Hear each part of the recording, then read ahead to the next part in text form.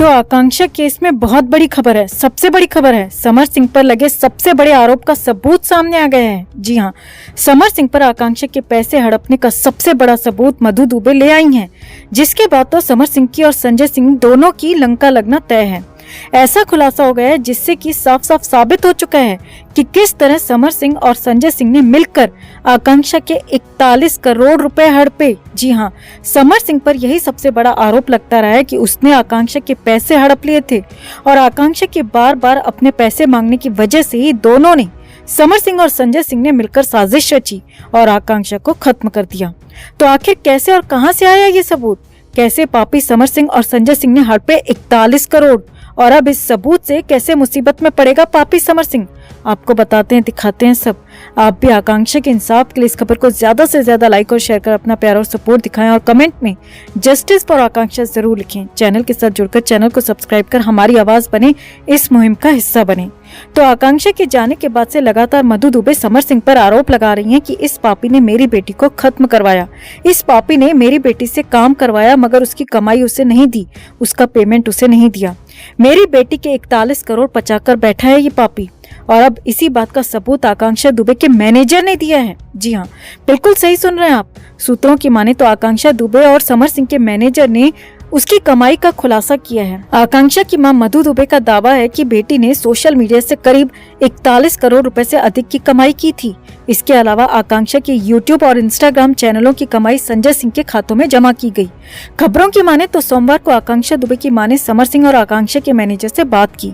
Manager ने आकांक्षा की मां को बताया है कि अभिनेत्री के यूट्यूब और सोशल मीडिया चैनल्स को संजय सिंह ने मोनेटाइज कराया था। इन सभी चैनल्स में संजय सिंह ने अपना खाता शामिल कराया था। हर गाने पर मिलने वाले लाखों रुपए संजय सिंह के खाते में जमा होते थे। इतना ही नहीं, मैनेजर ने यहाँ तक कहा कि जरूरत पड़ने पर वो इस कमाई के कागजात भी सबूत के तौर पर दिखा सकता है, जिनसे साफ होता है कि ये सारा पैसा संजय सिंह के खातों में जाता था। अब यहाँ तक तो ठीक था, मगर इसके बाद जो मधु दुबे ने बताया उसे जानकर आप और सन्न रह जाएंगे। जी हाँ, दरअसल मधु दुबे ने कहा कि समर सिंह एंटरप्राइज में आकांक्षा और समर सिंह के गानों ने सोशल मीडिया पर जमकर कमाई की। आकांक्षा के साथ फिल्माए गए गानों से 25 मार्च तक 41 करोड़ रुपए से अधिक की कमाई हो चुकी थी, जो कि आकांक्षा के जाने के बाद कई गुना और बढ़ चुकी होगी, क्योंकि आकांक्षा के जाने के बाद उसके कई गाने बेहद और ज्यादा पॉपुलर हुए। मधु दुबे ने कहा कि इसके सारे सबूत मैनेजर ने मुझे दे दिए हैं और अब मैं अगली सुनवाई में इन्हें कोर्ट में पेश करूंगी। मेरी बेटी की मौत हर तरह से इन पापियों को फायदा पहुंचा रही है और उस अभागन को इंसाफ तक नहीं मिल पा रहा। मधु दुबे ने आगे बताया कि समर एंटरप्राइज चैनल में आकांक्षा भी बराबर की पार्टनर थी, लेकिन उससे चेकों पर दस्तखत करा लिए गए थे। उस अकाउंट का पासवर्ड संजय सिंह के पास था। दोनों आकांक्षा का इस्तेमाल करते थे और कमाई का रुपया भी नहीं देते थे। आपको बता दें कि मधु दुबे ने खातों का डिटेल जुटाने और खाते सीज कराने की भी मांग की है। अगली सुनवाई में समर सिंह की मुश्किलें बढ़ सकती हैं, क्योंकि आकांक्षा का पूरा मामला उसके पैसे हड़पने को लेकर ही चलता रहा है। और अगर ये बात कोर्ट में साबित हो जाती है कि वाकई समर सिंह और संजय सिंह ने मिलकर आकांक्षा की कमाई हड़पी, उसे उसके हक का पैसा नहीं दिया, तो फिर तो समर सिंह का बचना बेहद मुश्किल है। क्योंकि पिछली सुनवाई में कोर्ट ने इसी बात पर समर सिंह की जमानत को खारिज कर दिया था कि 25 की रात जब आकांक्षा के साथ वो सब हुआ, तब समर सिंह की लोकेशन भी बनारस मऊ की पाई गई है, जबकि समर ने कहा था कि वो 25 को गोरखपुर में अपनी किसी फिल्म की शूटिंग कर रहा था, जो कि सरासर झूठ था। तो इस तरह से एक एक कर पापी समर सिंह के झूठ का पर्दाफाश हो रहा है। नए नए पुख्ता सबूत सामने आ रहे हैं। उम्मीद तो यही है कि आकांक्षा को इंसाफ मिलना चाहिए, जरूर मिलना चाहिए।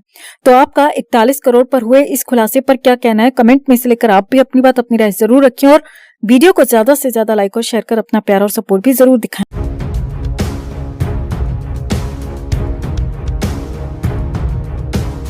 तो आकांक्षा केस में एक बार फिर संदीप सिंह को लेकर बहुत बड़े सवाल उठ रहे हैं। जी हाँ, वही संदीप सिंह जिसके साथ आखिरी बार आकांक्षा को देखा गया था, वही संदीप सिंह जो कैमरे में आते हुए तो नजर आ रहा है मगर जाते हुए नहीं, वही संदीप सिंह जिसके लिए कमरे में 17 मिनट रुकने की बात कही गई है। उसी संदीप सिंह को लेकर एक और बहुत बड़ा खुलासा हो गया है।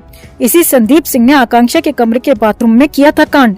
इस नए खुलासे से नए सवाल खड़े हो गए हैं, न सिर्फ संदीप सिंह बल्कि सारनाथ पुलिस और होटल स्टाफ पर भी।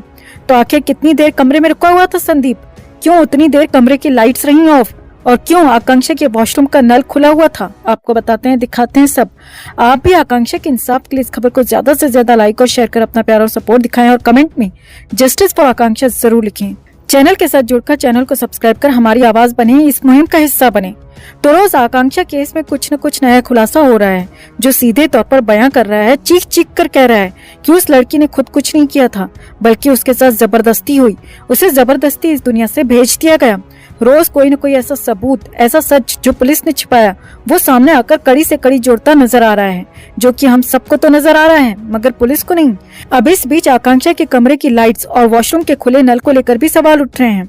और वैसे तो अब तक ऐसे कई सबूत सामने आ चुके हैं जो ये पुख्ता कर रहे हैं कि हो न हो आकांक्षा के साथ उस रात कमरे में जो कुछ हुआ उसमें संदीप सिंह भी शामिल था, वहीं मौजूद था।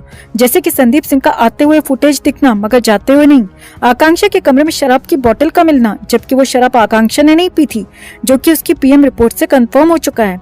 वहीं संदीप सिंह का होटल स्टाफ का झूठ बोलना कि आकांक्षा पार्टी से लौटते वक्त नशे में थी और संदीप सिंह उसे सहारा देते हुए कमरे में ले गया था और 17 मिनट बाद वापस चला गया था, हालांकि ये भी सरासर झूठ है। अब यहाँ तक ये सब तो सबको पता ही है, मगर सूत्रों के हवाले से जो नई और बड़ी खबर निकल कर आ रही है वो ये है दोस्तों कि जब पुलिस ने संदीप से पूछा था कि उसके जाने के बाद आकांक्षा के कमरे की लाइट्स क्यों ऑफ हो गई थी, तो संदीप सिंह का जवाब था कि उसे इस बारे में कोई जानकारी नहीं, क्योंकि वो 17 मिनट ही वॉशरूम में था और फिर कमरे से निकल गया था। अब ये साफ है कि संदीप सिंह यहाँ झूठ बोल रहा है कि वो कमरे में सिर्फ 17 मिनट था और उस दौरान भी वो वॉशरूम में ही था। क्या ये मानने जैसी बात है दोस्तों? हरगिज नहीं, मगर ताज्जुब है कि पुलिस ने बड़ी आसानी से ये बात मान ली। खैर, यहाँ आपको बता दें कि जब आकांक्षा अपने कमरे में उस हाल में बेड पर बैठे हुए मिली थी तो तब उसके वॉशरूम का नल खुला हुआ था। अब सवाल उठता है कि वो नल क्यों फुल स्पीड में खुला हुआ था? कोई इंसान जो अपने पूरे होशो आवाज में है वो तो ऐसा नहीं कर सकता। तो अब सवाल उठता है कि आखिर वो नल क्यों और किसने खोला था? क्या आकांक्षा के साथ वो सब करते वक्त उसकी आवाज बाहर न जाए इसलिए वॉशरूम का नल फुल स्पीड में खुला रखा गया था और काम निपटाने के बाद जल्दबाजी में बिना नल बंद किए ही वो कमरे से निकल गए थे? तो अब इस खुलासे के बाद कहा यही जा रहा है कि ये सारा कांड संदीप सिंह का ही है और इस पूरे कांड में होटल ने भी संदीप सिंह का साथ दिया, क्योंकि होटल स्टाफ की मिली भगत के बिना आकांक्षा के साथ ये सब होना संभव ही नहीं था। वहीं सारनाथ पुलिस पर भी सवाल उठता है कि आखिर संदीप सिंह को मामूली पूछताछ कर कैसे छोड़ दिया गया, जबकि संदीप सिंह यहाँ सबसे बड़ा संदिग्ध नजर आ रहा है। तो आपको क्या लगता है, क्या होटल के कमरे में आकांक्षा के साथ जो कुछ हुआ वो संदीप सिंह ने किया? क्या संदीप सिंह वाकई कमरे में सिर्फ 17 मिनट ही था, या फिर वो और होटल स्टाफ दोनों झूठ बोल रहे हैं? आप क्या सोचते हैं? कमेंट में से लेकर आप भी अपनी राय जरूर रखें और वीडियो को ज्यादा से ज्यादा लाइक और शेयर कर अपना प्यार और सपोर्ट भी जरूर दिखाएं।